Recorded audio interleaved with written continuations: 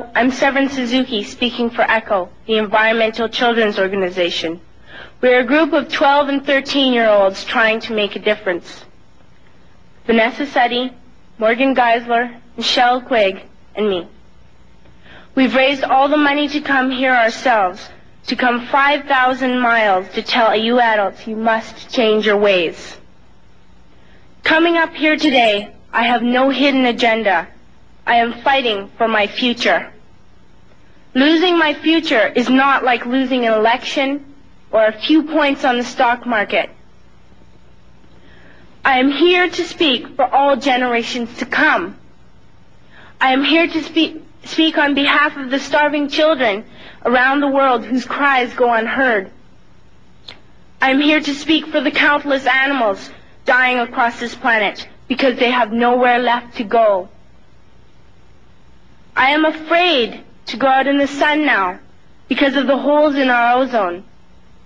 I am afraid to breathe the air because I don't know what chemicals are in it. I used to go fishing in Vancouver, my home, with my dad, until just a few years ago we found the fish full of cancers. And now we hear of animals and plants going extinct every day, vanishing forever. In my life, I have dreamt of seeing the great herds of wild animals, jungles and rainforests full of birds and butterflies. But now I wonder if they will even exist for my children to see. Did you have to worry of these things when you were my age? All this is happening before our eyes, and yet we act as if we have all the time we want and all the solutions. I'm only a child, and I don't have all the solutions. But I want you to realize, neither do you. You don't know how to fix the holes in our ozone layer. You don't know how to bring the salmon back up in a dead stream. You don't know how to bring back an animal now extinct. And you can't bring back the forest that once grew where there is now a desert. If you don't know how to fix it, please stop breaking it. Here, you may be delegates of your government, business people, organizers, reporters, or politicians, but really, your mothers and fathers, sisters and brothers, aunts and uncles, and all of you are someone's child. I'm only a child, yet I know we are all part of a family, 5 billion strong. In fact, 30 million species strong. And borders and governments will never change that. I'm only a child, yet I know we are all in this together and should act as one single world towards one single goal. In my anger, I am not blind, and in my fear, I am not afraid of telling the world how I feel. In my country, we make so much waste. We buy and throw away, buy and throw away, buy and throw away, and yet northern countries will not share with the needy. Even when we have more than enough, we are afraid to share. We are afraid to let go of some of our wealth.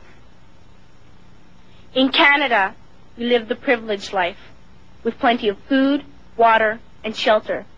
We have watches, bicycles, computers, and television sets. The list could go on for 2 days. 2 days ago, here in Brazil, we were shocked when we spent time with some children living on the streets. This is what one child told us. I wish I was rich. And if I were, I would give all the street children food, clothes, medicines, shelter, and love and affection. If a child on the streets who has nothing is willing to share, why are we who have everything still so greedy? I can't stop thinking that these are children my own age, that it makes a tremendous difference where you are born. That I could be one of those children living in the favelas of Rio. I could be a child starving in Somalia, or a victim of war in the Middle East, or a beggar in India. I am only a child, yet I know if all the money spent on war was spent on finding environmental answers, ending poverty, and finding treaties, what a wonderful place this earth would be. At school, even in kindergarten, you teach us how to behave in the world. You teach us not to fight with others, to work things out, to respect others, to clean up our mess, not to hurt other creatures, to share, not be greedy. Then why do you go out and do the things you tell us not to do? Do not forget why you are attending these conferences, who you're doing this for. We are your own children. You are deciding what kind of a world we are growing up in. Parents should be able to comfort their children by saying, everything's going to be all right. It's not the end of the world, and we're doing the best we can. But I don't think you can say that to us anymore. Are we even on your list of priorities? My dad always says, you are what you do, not what you say. Well, what you do makes me cry at night. You grown-ups say you love us, but I challenge you, please, make your actions reflect your words. Thank you.